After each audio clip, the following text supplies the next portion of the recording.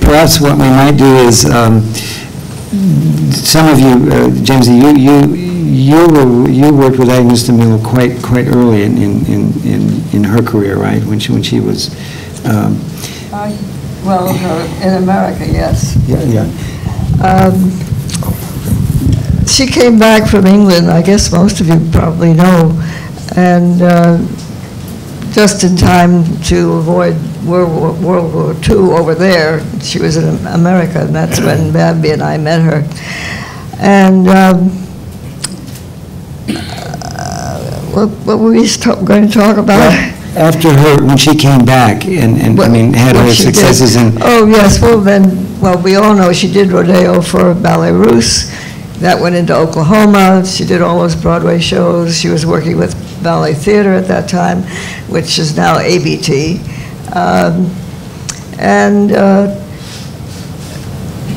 All the things that Crandall was talking about about ballet theater in those early days, those great ballets that were created then, she was in the middle of that and very close to Lucia Chase. And they were friends, again, a slightly love-hate relationship. But because they were all very strong-minded and passionate women, and very political. All of them, you'll see later today, some of the politics. Was she, because she had a close association with Anthony Tudor in England? Yes. When he came over, were they in ballet theater? Yeah, she was instrumental in bringing him over. She talked Lucia and ballet theater people that here was a great choreographer, and she better get him over there. So, and then, of course, he did Judgment of Paris, in which he was the drunken rich guy who gets robbed at the end of the piece. And Lucia was, Agnes was the one with the hoops. Lucia was very tottery.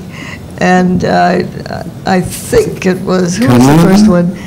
Was it Carnilova? No, it wasn't Carnilova then, but later it was Carnilova. And Hugh Lang was the waiter. And here were these marvelous actors, besides being beautiful dancers. Tudor used to just get glassy-eyed, drunker and drunker as the time. He didn't do very much, but he just became very dignifiedly besotted.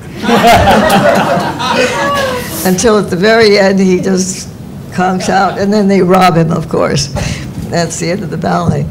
But I became drawn to Agnes because I also was interested in acting.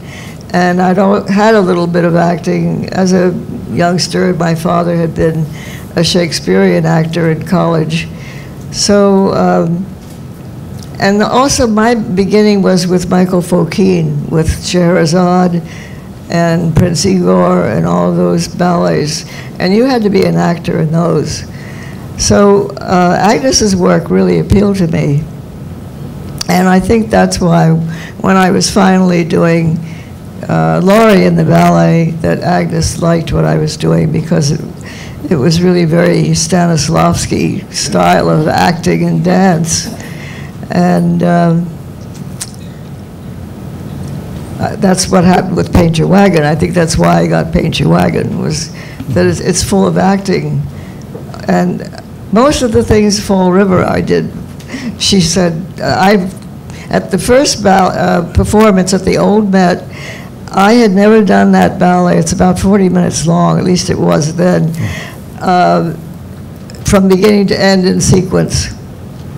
And I made my debut with ballet theater at the Old Met, not having done a ballet like that from beginning to end.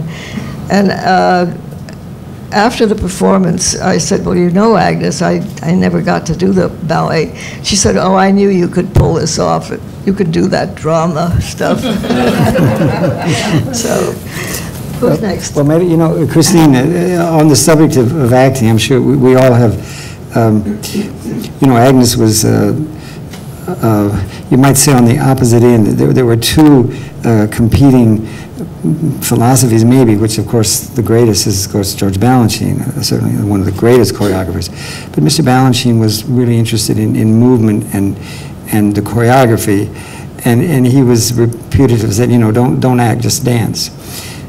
These are all, of course, you know, kind of exaggerated, but you know, Mr. Balanchine was really involved in movement, and whereas Agnes De Mille was really involved in the meaning, and Mr. Tudor, the meaning of movement.